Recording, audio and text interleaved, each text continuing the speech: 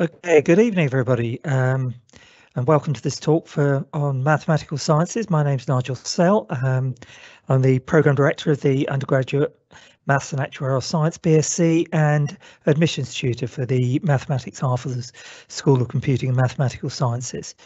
So the aim of today is to give you a brief flavour of what the school is like, the modules are like, and to give you a chance to ask us any questions. So I'll go into the slides now, give you a brief outline of the course and so on, and we'll pick up any questions at the end of the session. Okay, so my name, as I said, is Nigel Sell. I've been involved in education in actuarial science for well over 10 years, and I'm also, having previously been in industry, so there's some of that time's an overlap, but I've worked in industry for around 30 years, and along with the education side of things, we'd like to bring you a mix of ideas and a mix of interests into the programme. So why should you come to Leicester? Well, there's up there is a number of awards that we've won, positions in league tables and so on, which have some level of importance. Leicester is a very easy city to live in. It's one of the more affordable cities in the UK. We have a very good track record of employability for students. The key thing, though, is whether the programme and the people you're going to meet are the right people for you to spend 3 years of your life with. And we like to think one of the benefits of being here at Leicester is the relative size of the school. We have around 110 new undergraduates each year across the maths and actuarial science and maths and AI programs, which means that across the programs you will get to know each of your lecturers, your personal tutors, and you will be an individual that we recognise rather than just a face in the crowd. So one of the strengths for us is that it's a school that's at a manageable size and hopefully will be able to give you a good personal experience. So the university is just over 100 years old. I'm not going to spend a lot of time on the university history. You can read that up online. It was started after the end of the First World War, and we've recently celebrated our 100 years. So that is a good thing for us, and hopefully gives you some confidence that the university's been around for a while, and we're hoping to continue being there and offering a good standard for everybody. A benefit that we offer for people who accept our offer is that we'll guarantee a room in halls. That isn't the case across all the universities, so that is something that is quite important. We believe that that's an important way of allowing you to settle in, so it's a key benefit, I think. There are scholarships, and you're free to look those details up on the scholarships page of the website. You may well be eligible for one or more of those, and these, of course, will help ease the financial side of things. But let's focus a little more on mathematical sciences. So we have a mix of ideas and range coming into the mathematical sciences school at Leicester. So we have a good research landscape. We specialise in AI, data and computational modelling. So we work in conjunction with the space science, with computing, physics, other scientific faculties across the university, and complementing that on the actuarial science programme, we run a very strong with industry programme there, and utilising my experience and my colleagues' experience, where we have a number of us who have been out into industry and are coming back into academia. So we have good contacts out into industry, and we understand what it takes to make that transition at the end of university into full-time employment. So we can offer some links, we can offer placement opportunities, and we have a good record of placing students in a wide range of roles once they've completed their education. So our research centres, in AI, artificial intelligence, data analytics and modelling are very strong, and it gives a good balance alongside the industry experience. And most of our lecturers will be fellows of the HEA, so that means that we've got an experienced teaching qualification as well. So we have a good range of skills that we bring to bear for the degree programme. As I say, our undergraduate intake is around 110 students. So that means across the BSc programmes, including the 4-year MMath programme, we have around 450 BSc students, and we have around 250 MSc students doing a 1-year master's courses after their BScs, and 65 PhD students engaged in a broad range of research, and that number is an increasing number from previous years. That said, we are still small enough so that we are a friendly community. We've recently moved into a new building where we're all housed together, so that is helping to bring together the community spirit within the school, which is really a great help to broaden and give some more dimensions to your education. So why study maths with us? Well, as I said to you already, we have a mix of research and professional practice inspired teaching, which is a strong combination. So we have a good close engagement with a number of UK companies and industries. We have a number of companies that regularly take graduates from us and who want to work with us on research programs. So that means there's an exciting range of opportunities and projects available. And within the programs, there's a fairly highly flexible modular pathway through the degree program. So we'll talk about that a little more in a few minutes. We also offer the with industry option, so a year's placement out with a company to come back then at the end of into your final year, and a year abroad option on the maths programs, which can also be a valuable learning opportunity. So our three main degree programs. We have the straight mathematics program, which is either a 3-year BSc or a 4-year integrated masters MMath program, which offers a year abroad and a year in industry option. We have mathematics and actuarial science, which is the area I'm responsible for, where we have a with industry option in place as well.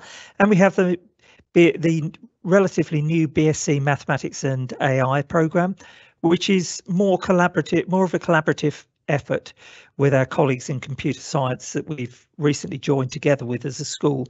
And again, you can take a year abroad and with industry option on the maths and AI program, but that offers a good mix of mathematical skills together with some more computing basics, which allows you to gain experience in data science type worlds and future career directions in that way.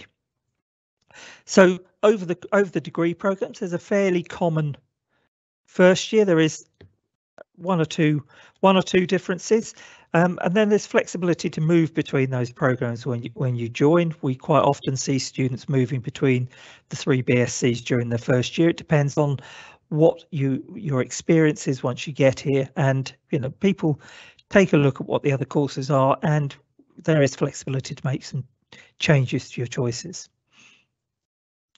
So teaching and learning, we have relatively small class sizes. There will be 1 or 2 bigger groups in the start of the first year where you have some common modules, but beyond that it's class sizes of 30, 40 perhaps, which allows us to give attention to the individual. We will get to know you over the course of a module. We work quite hard in year 1 to bridge the gap between school and university. There is a bit of a gap going into mathematical courses at university, rather like the gap between GCSE and A-level, and that takes a little bit of effort to bridge, and we will work with you in year 1 to do that. We'll teach you employability skills. They're a feature in a number of the courses that we offer. which will give you transferable skills, whatever you decide to do once you've finished your BSc program. So the courses are taught by people who are doing world-class, really strong research. We had a very good performance in our last research results, and we have a good level of practitioners, as we said. So we will embed professional, employable, transferable skills throughout the degree. And we also offer 2 student societies, the Student Union Maths Society and the Leicester Actuarial Science Society, which is both student-led bodies that allow you to socialise together. And we also offer meetings with alumni and meetings with external speakers to give you experience of how maths and actuarial science are dealt with in the wider world. If you choose to do the Maths and Actuarial Science course, you have the opportunity to gain exemptions from the core principles exams of the Institute and Faculty of Actuaries. The Institute and Faculty of Actuaries is the professional body for actuaries in the UK, and we primarily deal with risk, insurance and pensions, and ensuring that you have sufficient funds in your pension or in the insurance to meet commitments to pay out. So an actuary is a fairly distinct professional. It's a difficult profession to get into, but by getting the exemptions here, that will take probably 2 to 3 years off your time to qualify as an actuary, which gives you a good head start then going out into the employable world. So style of learning, we of course have traditional lectures in lecture rooms, so teacher on the stage, larger groups of students listening and learning content, workshops and seminars. We have a lot of online resources. I think as a result of the COVID pandemic, there were a lot of online resources that were developed and retained in our online learning facility Blackboard, which will have, so you'll have lecture notes, you'll have copies of lectures that have been given, so you can go back over the material. There'll be a variety of ways you're taught, so you'll have online face-to-face lectures, some workshops, some webinars, and interactive sessions over Microsoft Teams or other types of application. As you develop through the program, you get into more individually supervised projects, either mathematical, business applications. Each of the degrees features a final year dissertation, which is a good opportunity to showcase the learning that you've developed over the 3 years. Your lecturers, your module conveners and your personal tutors will offer drop-in sessions, so you can come in and deal with any concerns and issues. And we also provide help for employability.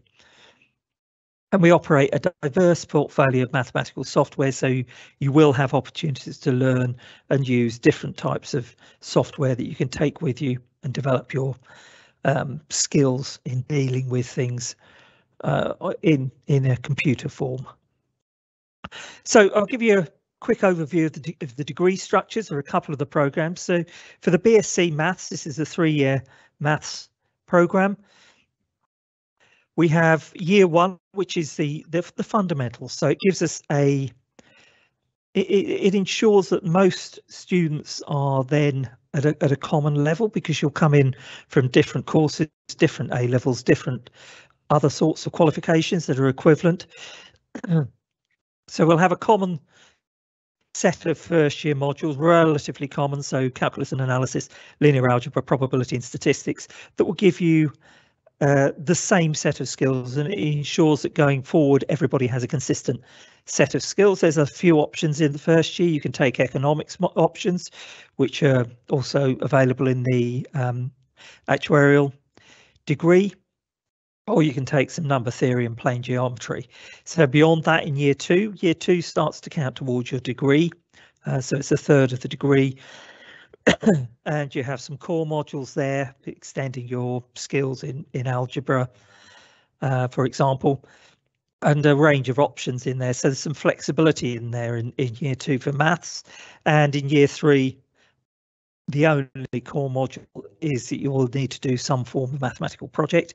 Beyond that, there is a fair range of flexibility in there. So you can build your own course depending on what's interested you across year 1 and year 2. So slight contrast here if we go to the Maths and Actuarial Science programme. This is a little more constrained in year 1 and 2, and the reason for that is because we need to give you the majority of the modules that will give exemptions from the professional actuarial exams. So year 1, again, there's a fair amount of fundamentals, common modules with maths, such as calculus and analysis, linear algebra, probability and statistics. The economics modules are core in year 1 for the actuarial science programme because they are part of one of the exemptions from the actuarial exams. In year 2, it's pretty much core modules that are all leading to exemptions.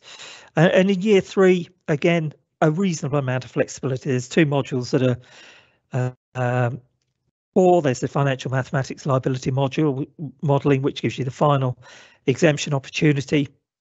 The actuarial project, like the maths projects, gives you the opportunity to showcase some skills through a single dissertation. And then some flexibility again to allow you to pick and choose slightly how you're going to finish off your program. So that's the structure for those 2. The Maths and AI program offers a few more computing based modules in year 1 and flexibility in a similar way to the core maths program in year 2 and year 3. So there's a lot more variety and availability in the Maths and AI program. What does maths give you? Maths gives you the ability to develop your skills in a wide variety of ways. There is an awful lot of demand for mathematical students. There's a shortage generally of STEM students, and particularly those with mathematical skills, and a number of fields you can go into: data science, accountancy, actuarial work, investment analysis, business intelligence, a lot of tech and IT and financial services, teaching, of course, the civil service, OR, lots and lots of different things. And just a sample there of a number of areas, a number of companies that our graduates have gone to in the last couple of years. So we've got a few very well-known companies in there: BT, Capita, Ernst & Young, Sky, Phoenix, lots and lots of different companies in different industries, different sectors, which shows you the sort of flexibility that a maths degree gives you, because you've got core skills that can be taken and applied into a wide range of different areas and ideas. And the other thing we'll offer you at Leicester is that you can take charge of your career development. We have an exceptionally good careers department here.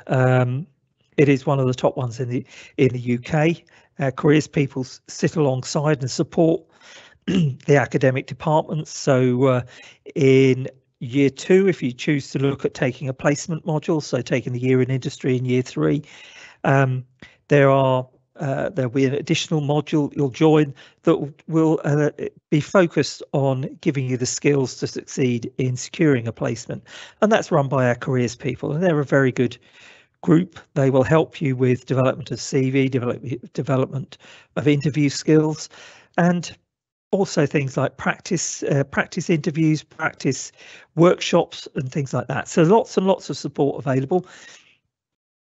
And we offer skills to enhance your employability across a range of modules. So there are, as I said, in year 1, we've got the business economics modules. We've got AI and machine learning type modules, which give you very transferable skills into the data science world, computational modelling, ability to communicate maths, which is a strong requirement if you're going into teaching or anything where you're going to be looking at supporting people through learning. as well as the specialist actuarial and financial options, which are available across all of the degrees, are core to the actuarial degree. And within the modules, we give you skills, we give you the ability to write reports, we will assess you based on writing reports, based on presentations, based on completing tests, and also working together, communication, team working. And all of this is designed to help build your confidence so that when you get to the stage where you're looking to move out into the world of employment or move on to the next stage of your education, you're well placed to present yourself in the most effective way that you can. And again, this is a few other examples of companies that we achieve placements with, or we have graduates going to. Again, some very famous names in there. These are all people that companies that we've had graduates go to in the last couple of years. And I've mentioned the year in industry slightly already. If you have a clear ambition, or you want to see what a real world does and how that can support your degree, the year in industry is for you. It's very valuable for honing your employability skills. It's, if you like, it's a free hit at having a go at a job for a year. So it's really good beyond that year in helping you to understand what it's going to be like in the world of work, understanding what you want to do and perhaps what you don't want to do. It looks good on the CV. It will also help you in interviews when you're looking for that role post-graduation. We also offer study abroad programs on the maths degree and the maths and AI degree. There's two variants. It's essentially one variant. You can take a year abroad in the US or in Europe, and we have a number of partners that we regularly work with again, and that is a good opportunity to assess how your experience might translate into a different environment.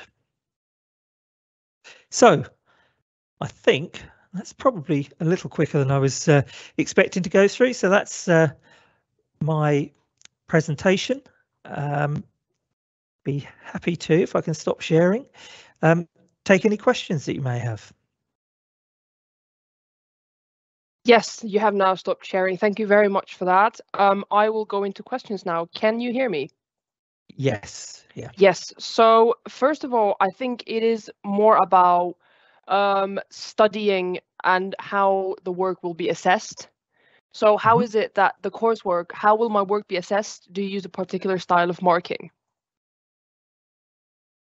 Okay, so the method of assessment will vary depending on what's being assessed. So for exams, will follow a fairly standard process for exams. So there'll be a mark scheme set up that will give you credit for the extent to which you're able to go through the correct process. So marks are given for following the correct process, even if there's a small mathematical error, because we recognise that, you know, in an exam environment isn't necessarily a perfect environment. So people will make mistakes, but we will penalise the mistake, then move on and give credit later on in the exam side. In a lot of the modules are dealt with a 30% project, and that tends to be some form of report. So you may undertake some modelling, complete a modelling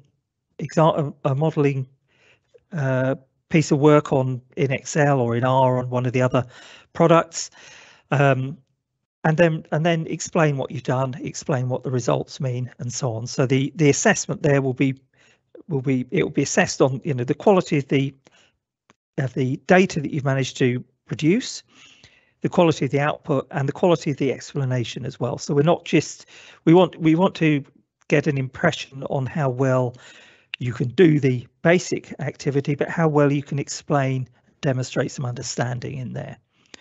And then for presentation type activities, it will be a mix of your skills and abilities as a presenter, and we recognise that most undergraduates haven't done presentations before, so we're not going to be too penal there, but we're looking for some understanding of what the audience might expect, as well as content. I'm sure Ngoni's got some, having just had an assessment today, I'm sure Ngoni's got a few additional thoughts to add to that. Yes, here in live we have another student that's studying currently in University of Leicester. So if you just want to give us, again, your own experience being a student and assessments on the course, that would be really great. Thank you.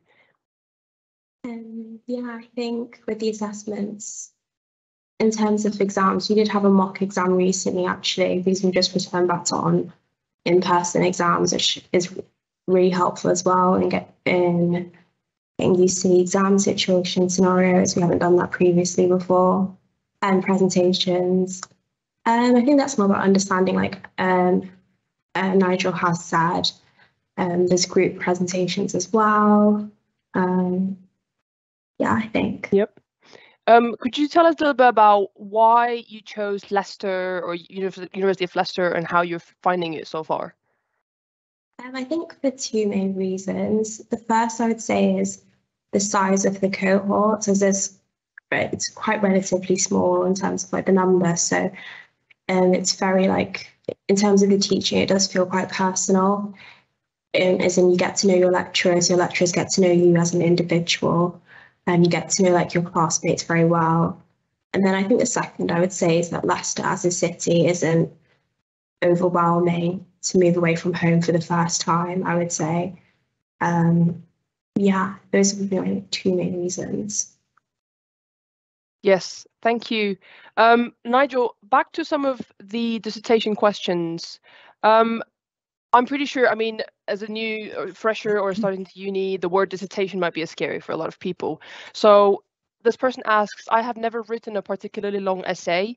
What will writing a final dissertation look like, and how many words would it be? Yeah, yeah, totally understand that. It's some people will go into maths to avoid writing essays. I know I did. So I can understand it sort of feels fairly scary from the start point. So I'll talk about what we do on the actuarial science side. It's fairly equivalent for each of the programs. Our final dissertation is somewhere around 6,000 to 10,000 words. That sounds a lot.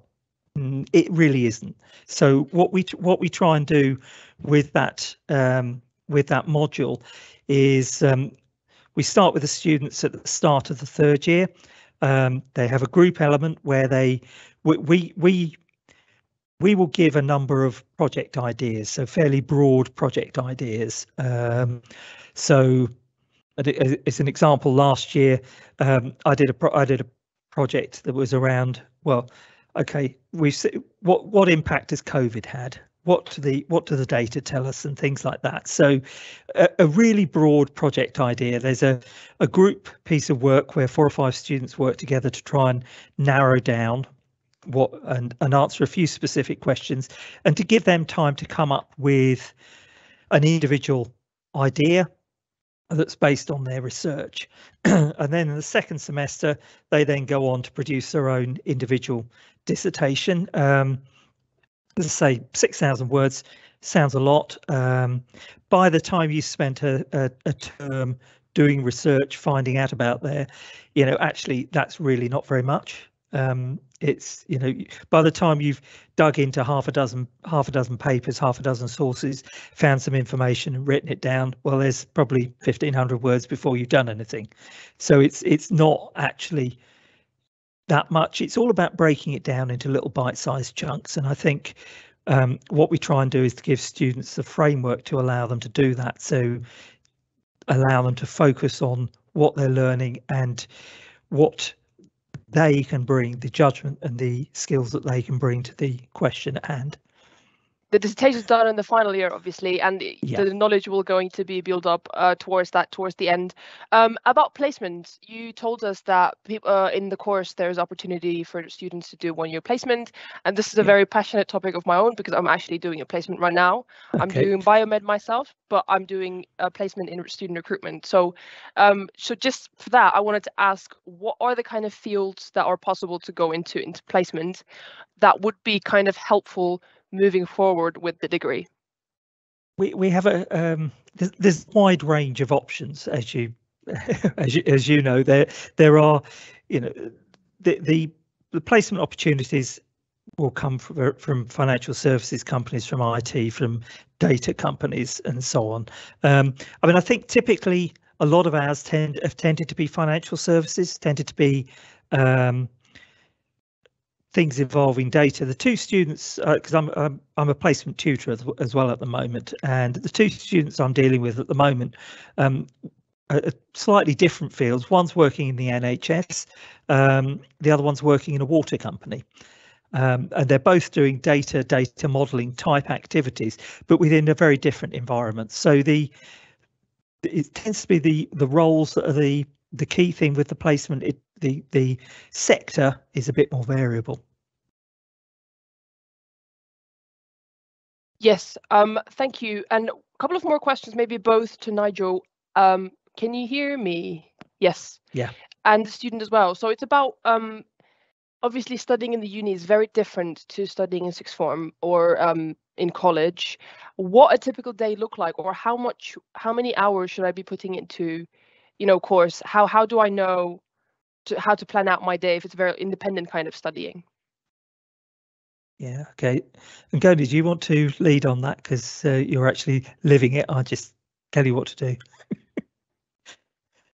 I think most of my day is built around my timetable, if that makes sense. And so I kind of allocate study sessions within my timetable. So that's basically how I do it, essentially. And then obviously leave some time out for recreational activities and for myself, etc. But the difference between now and sixth form, I would say the independence in that sense of you have more control of your day, essentially.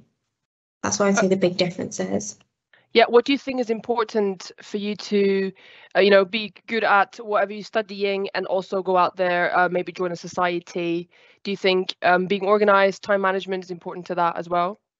Yeah, I definitely think time management in structuring and planning your day and making sure to go through the lectures as you go along. So essentially you're not catching up too much at the end towards exams. So definitely from the get-go, making sure you're working in the classroom as well as outside of the classroom. I guess probably typically there's somewhere around 20 hours scheduled in a week across the modules, and the rest of the time is yours.